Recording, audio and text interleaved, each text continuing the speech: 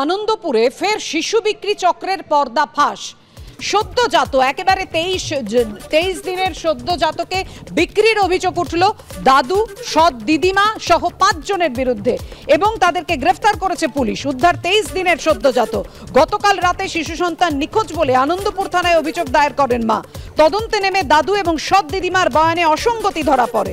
ধৃতদের মধ্যে দাদু ও সৎ দিদিমা ছাড়াও 3 জন মহিলা।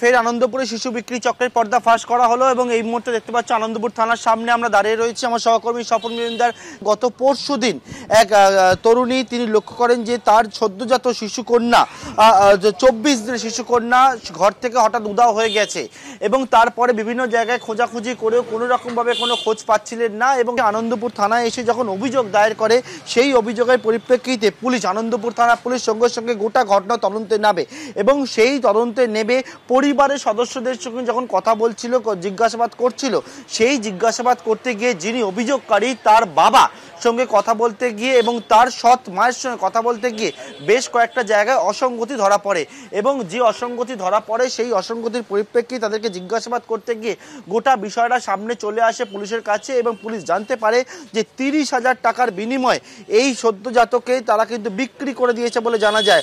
এই 24 দিনের সদ্যজাতকে বিক্রি করে দিয়েছে বলে জানা যায় এবং নরেন্দ্রপুর এলাকায় বিক্রি করা হয়েছে। এর পরবর্তীকালে নরেন্দ্রপুর এলাকায় সেখানে কিন্তু পুলিশ সেখানে পৌঁছাবার পরবর্তীকালে সেখান থেকে এই সদ্যজাতকে গতকাল রাত্রিবেলা তারা উদ্ধার করে এবং ওই সদ্যজাতকে হোমে পাঠানোর ব্যবস্থা করা হচ্ছে এবং যে বিষয়টা জানা যাচ্ছে এই যে শিশু বিক্রি চক্র কেন বলা হচ্ছে, এক্ষেত্রে কিন্তু মোট 5 জনকে গ্রেপ্তার করা হয়েছে, 4 মহিলা সহ। একজন হচ্ছে এই শিশুর দাদু এবং তার সঙ্গে যিনি অভিযোগ করেছেন তরুণী তার সৎ মা এবং আরও 3 মহিলা হদিশ পেয়েছে যারা কিন্তু মিডল ম্যান হিসেবে কাজ করেছে এবং পুলিশ যেটা মনে করছে এক্ষেত্রে এনারা কিন্তু দালাল হিসেবে কাজ করতেন, অর্থাৎ শিশু বিক্রি যে চক্র সেটা কিন্তু চলছিল। শিশু বিক্রি যে চক্র সেই চক্রের সঙ্গে যারা যুক্ত ছিলেন তাদেরকে একে একে এই মুহূর্তে বের করা হচ্ছে এবং বের করে তাদেরকে নিয়ে যাওয়া হচ্ছে আদালতের উদ্দেশ্যে। এই মুহূর্তে দেখতে পাওয়া যায় 5 জনকে, পুলিশ যেটা বলছে অফিসিয়ালি 5 জনকে গ্রেপ্তার করা হয়েছে এবং তাদেরকে নিয়ে যাওয়া হচ্ছে আদালতের উদ্দেশ্যে। যে শিশুটিকে কিনেছিল 30,000 টাকার বিনিময়ে তাকেও গ্রেপ্তার করা হয়েছে এবং এই মুহূর্তে পুলিশ জানাচ্ছে এর পিছনে আরও বেশ কয়েকজন আছে, তাদের খোঁজও তল্লাশি হচ্ছে। অর্থাৎ আনন্দপুরে শিশু বিক্রি চক্রের যে পর্দাফাঁস সেটা কিন্তু করলো পুলিশ। বড় বাজারে ভাড়া থাকতেন। গতকালকে সংসদে তাণ্ডবের ঘটনায়, হামলার ঘটনায় সন্দেহভাজন ললিত ঝা, তিনি বড় বাজারে ভাড়া থাকতেন এবং প্রতিবেশীরা জানাচ্ছেন যে তাকে গতকালকের ঘটনায় টেলিভিশনে দেখে শনাক্ত করেন।